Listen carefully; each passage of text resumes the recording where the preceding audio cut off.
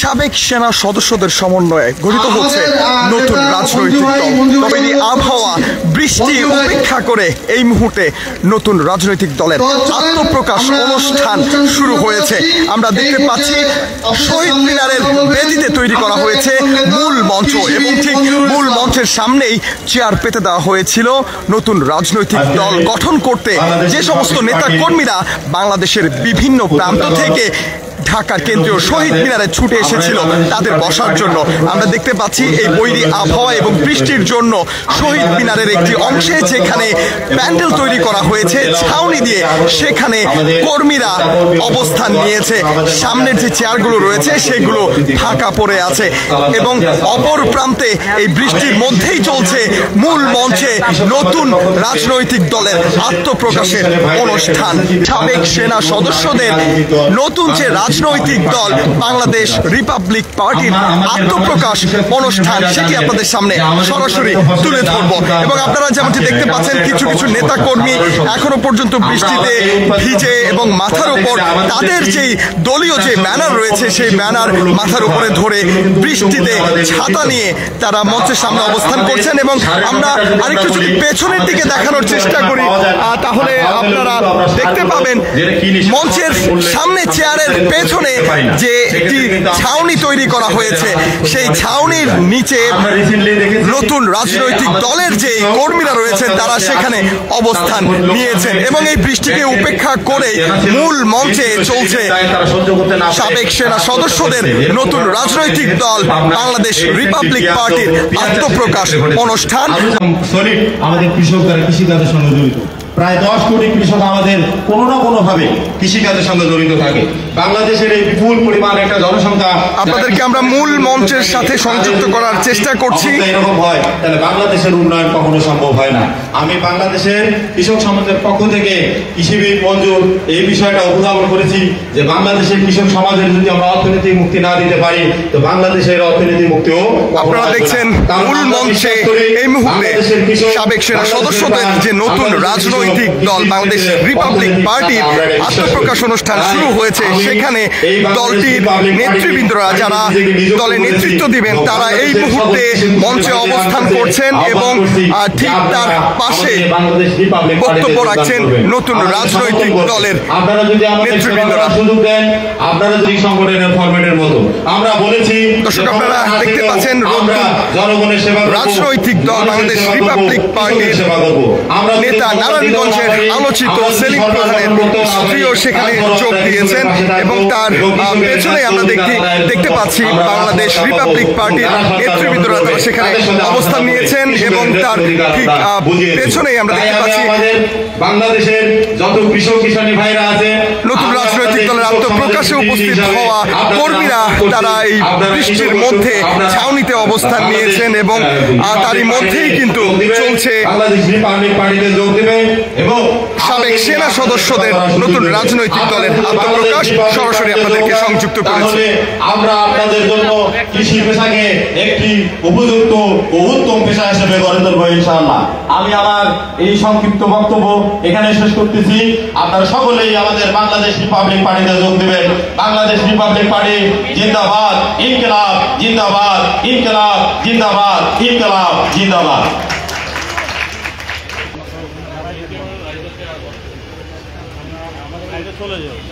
আসসালামু আলাইকুম সম্মানিত সভাপতি এবং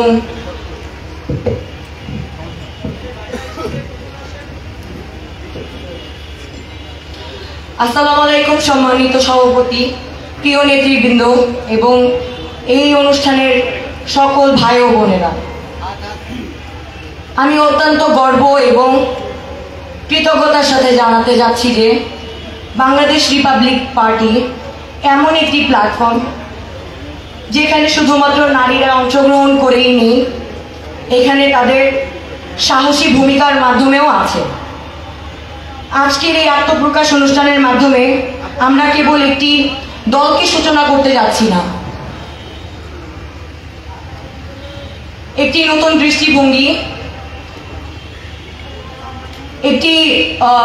দৃষ্টিভঙ্গি একটি নতুন চেতনা দিয়েই আমরা এই দলটিকে নিয়ে এগিয়ে যেতে চাচ্ছি। আমি বিশ্বাস করি বিআরপি রাজনৈতিক মঞ্চ এই সেই মঞ্চ যেখানে একজন মা, একজন শিক্ষিকা, একজন নারী, একজন সব ধরনের নারী যারা আছে তারা এখানে সকল ধরনের মর্যাদা পাবে। আসুন আমরা সবাই মিলে এই দেশটিকে একসাথে উন্নতির দিকে এগিয়ে নিয়ে যাই। এই ছোট একটি বক্তব্য দিয়েই আমি শেষ করতে যাচ্ছি বিআরপির একজন সদস্য হিসাবে আনিকা তাসনিম খান। ধন্যবাদ। ধন্যবাদ আনিকা তাসনিম। এই পর্যায়ে বক্তব্য রাখবেন আমাদের শ্রমিক নেতা মোহাম্মদ শাহাদাত হোসেন। শাহাদাত ভাইকে ডান্সে আসার জন্য অনুরোধ জানাচ্ছি।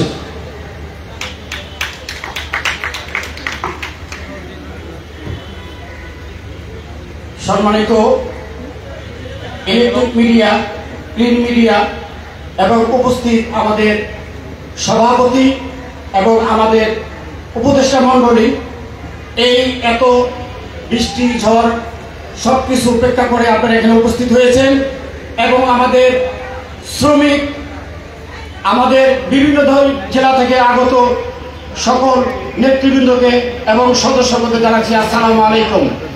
আমাদের এই প্ল্যাটফর্ম হচ্ছে জনকল্যাণমুখী এবং শ্রমিক বান্ধব একটি সংগঠন। আপনারা সকলে এই সংগঠনকে সহযোগিতা করবেন এবং সামনের নতুন দেশ গড়ার জন্য বিপ্লবের যে আশঙ্কা, বিপ্লবের চাহিদা, সেটা আমরা পূরণ করতে যাচ্ছি, তবে আপনাদের সহযোগিতায়। সকলকে ধন্যবাদ। আমি এখন সকলকে একটু দৃষ্টি আকর্ষণ করছি, আমার সাথে একটু স্লোগান দিবেন। পিছনে যেটা আমাদের কর্মীরা আছেন, সামনে আমাদের সকল নেতৃবৃন্দ আছেন, 1 মিনিট একটা স্লোগান দিবেন। রিপাবলিক পার্টি, রিপাবলিক পার্টি জিন্দাবাদ, জিন্দাবাদ, জিন্দাবাদ, জিন্দাবাদ। Republic, Republic, Republic party, Republic party জিন্দাবাদ, জিন্দাবাদ। জয় হোক মেহনতি শ্রমিকের। ধন্যবাদ সকলকে। আমার সহযোদ্ধা বিন্দু, মিডিয়া সাংবাদিক বিন্দু এবং প্রিয় দেশবাসী, আসসালামু আলাইকুম। সর্বপ্রথম আমি আমার পরিচয়, আমি বাংলাদেশ সামরিক বাহিনীর একজন গর্বিত সদস্য। আমি ছিলাম দেশের সার্বভৌমত্ব রক্ষার অতন্দ্র প্রহরী। মহান আল্লাহ তাআলাকে স্মরণ করে যেদিন দেশ রক্ষার জন্য শপথ নিয়েছি, দেশের ইঞ্চি ইঞ্চি মাটি, পবিত্র মাটি রক্ষায়, দেশের জনগণের কল্যাণে, দেশের জনগণের সুরক্ষা নিশ্চিতে সেই দিন থেকে নিজেকে প্রস্তুত করেছি বিলিয়ে দেওয়ার জন্য। আজ আপনাদের সামনে এসেছি নিজেদেরকে বিলিয়ে দেওয়ার জন্য। জীবনের শ্রেষ্ঠ সময় পার করেছি কঠোর শৃঙ্খলা, ত্যাগ এবং দায়িত্ব পালনের মাধ্যমে।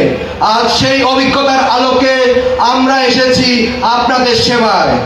আপনারা জানেন বাংলাদেশে আজকে রন্ধ্রে রন্ধ্রে দুর্নীতি, গুম, খুন, ব্যভিচার, অন্যায় এবং যত ধরনের রাহাজানি আছে সমাজে বিদ্যমান। মানুষের বোবা কান্না কেউ শুনে না। সেই বোবা কান্না লাঘবে আমরা বাংলাদেশ রিপাবলিক পার্টি এসেছি। আপনারা জানেন সময় এসেছে সৎ সাহসী নেতৃত্ব এবং জনগণের প্রতি নিঃস্বার্থ ভালোবাসা। আমাদের রাজনৈতিক পথ চলা কোনো ক্ষমতা কেন্দ্রিক নয়। আমরা বিশ্বাস করি রাজনীতি হবে জনগণের সেবার জন্য। জনগণকে সেবায়, জনগণের সেবার মাধ্যমে আপনারা জনগণের মন জয় করবে। আমরা বিগত সময় দেখে এসেছি দেশের প্রত্যেকটি রাজনৈতিক দল বলে থাকে আমরা ক্ষমতায় গেলে ওটা করব, আমরা ক্ষমতায় গেলে ওটা করব। কিন্তু আমরা বলে দিতে চাই ক্ষমতার বাহিরে গিয়ে জনগণের সেবা করার মাধ্যমে আপনি জনগণ ডিসাইড করবে যে আপনি ক্ষমতায় যাবেন কি যাবেন না। প্রিয় দেশবাসী, আমার কাছে দেশ মানে শুধু একটি ভূখণ্ড নয়। আমার কাছে দেশ মানে দেশের সাধারণ মানুষের যাদের ঘামে ঝরে এই দেশ চলে, যাদের চোখে আছে একটি স্বপ্ন কিন্তু বুক ভরা হতাশা, সেই মানুষের জন্য রাজনীতিতে এসেছি। আমরা এসেছি সেবার মাধ্যমে নেতৃত্ব দিতে, কোনো শাসন করতে নয়। আমরা এসেছি মানুষের হয়ে কথা বলতে, ক্ষমতার জন্য নয়। আমরা রাজনীতিতে এসেছি কারণ আমরা বিশ্বাস করি দেশ ঠিক তখনই বদলায় যখন দেশের দেশপ্রেম সকল জনগণ একসাথে একই কাতারে মিলে একসাথে একই পথ চলে। তাই আমরা বলে দিতে চাই, আসুন আপনারা কোনো ভেদাভেদ নেই। সেই ৪৭ আমাদের, সে ৫২ আমাদের, সে ৭১ আমাদের, সে ২৪ আমাদের। এটা কারো পৈতৃক সম্পত্তি নয়। আমরা জনগণের মধ্যে কোনো ভেদাভেদ চাই না। এই দেশের ১৮ কোটি জনগণ আমরা সবাই একসাথে একই কাতারে মিলে বাংলাদেশের কল্যাণে, জনগণের কল্যাণে কাজ করব। সেই জন্য আমরা রাজনীতিতে এসেছি। আমরা দেশপ্রেমিক লোকজন, আমাদেরকে ব্যবহার করুন। আপনারা আমাদেরকে ব্যবহার করে আপনারা আমাদের থেকে পরামর্শ, বুদ্ধি, জ্ঞান, বিভিন্ন ধরনের আপনাদের পরামর্শের মাধ্যমে বাংলাদেশ রিপাবলিক পার্টি এগিয়ে যাবে। আমরা পরিশেষে বলতে চাই, আসুন দেশের জন্য, দেশের মানুষের জন্য, দেশের কল্যাণের জন্য সামরিক, বেসামরিক সকল শ্রেণী পেশার মানুষ, ডাক্তার, ইঞ্জিনিয়ার, অ্যাডভোকেট, কৃষক, শ্রমিক সবাই মিলে বিএনপিতে যোগদান করুন। বিএনপি হবে বাংলাদেশের নতুন বিপ্লব। সবাই মিলে বলি, ইনকিলাব জিন্দাবাদ, বিএনপি